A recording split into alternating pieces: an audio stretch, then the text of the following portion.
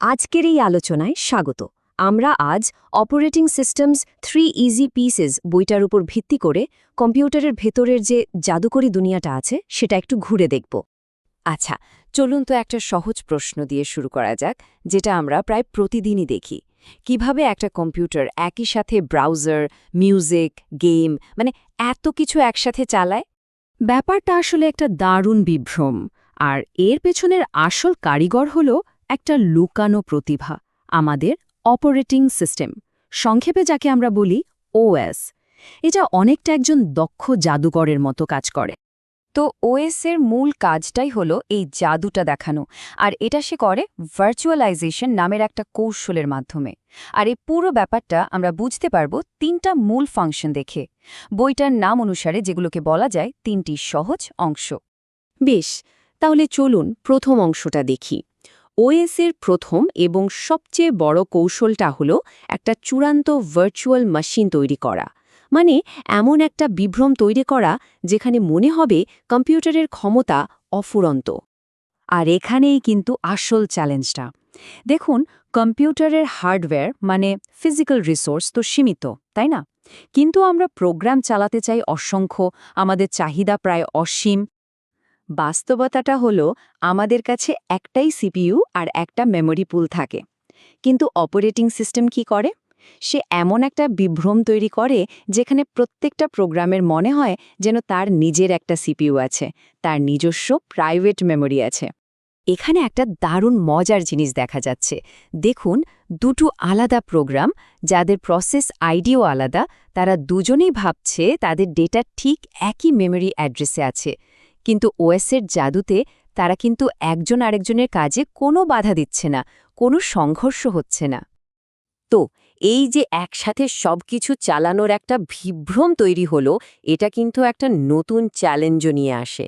আর এটাই আমাদের আলোচনার দ্বিতীয় অংশ, কনকারেন্সি, বা বলা যেতে পারে বিশৃঙ্খলা সামলানো।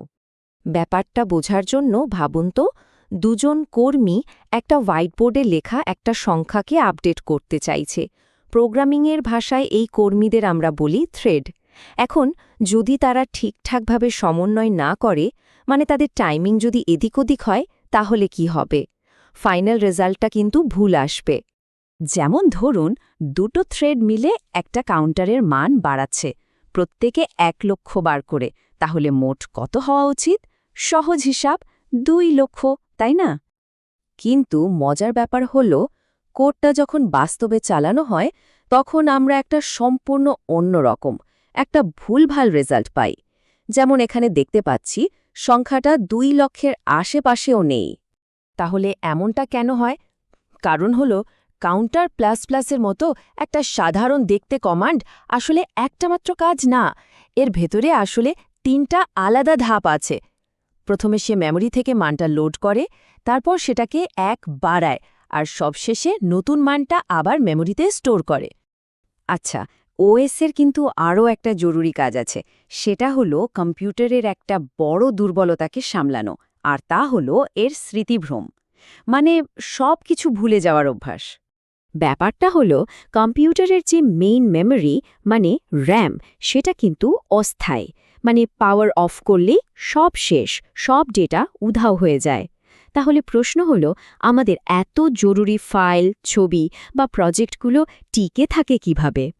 এই সমস্যার সমাধানই হলো পারসিস্টেন্স, ডেটাকে স্থায়ীভাবে ধরে রাখা।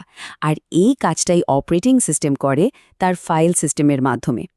এই ফাইল সিস্টেমই নিশ্চিত করে যে আমাদের ডেটা যেন পাওয়ার বন্ধ হলেও হারিয়ে না যায়, যেমন হার্ড ড্রাইভ বা এসএসডিতে সেভ হয়ে থাকে। তো আমরা 3টা আলাদা আলাদা অংশ দেখলাম।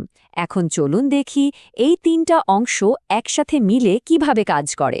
এরা কিন্তু একা একা কাজ করে না, বরং একসাথে মিলে একটা অসাধারণ সিম্ফনি তৈরি করে।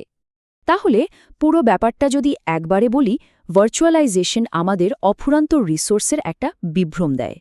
এই বিভ্রমের কারণে যে বিশৃঙ্খলা তৈরি হতে পারে, সেটা সামলানোর জন্য নিয়মকানুন নিয়ে আসে কনকারেন্সি, আর সবশেষে পারসিস্টেন্স নিশ্চিত করে যে আমাদের সব কাজ, সব ডেটা যেন স্থায়ীভাবে থেকে যায়। এই বইয়ের লেখকরা একটা খুব সুন্দর উক্তি শেয়ার করেছেন। এর মূল কথাটা হলো, শিক্ষার আসল উদ্দেশ্য শুধু বালতিতে জল ভরার মতো করে তথ্য জমা করা নয়, বরং মনের ভেতরে জ্ঞানের আগুন জ্বালিয়ে দেওয়া। মানে আসল লক্ষ্য হলো কৌতূহলটাকে জাগিয়ে তোলা। তাহলে আমরা দেখলাম অপারেটিং সিস্টেম আসলে নানা রকম বিভ্রম তৈরি করে আমাদের জন্য কম্পিউটিংকে অনেক সহজ করে দিয়েছে। এটা আমাদের ভাবায়, তাই না? এখন প্রশ্নটা হলো, ভবিষ্যতের কম্পিউটিংকে সহজ করতে ওএসকে এরপর আর কোন নতুন, কোন মহান বিভ্রম তৈরি করতে হবে?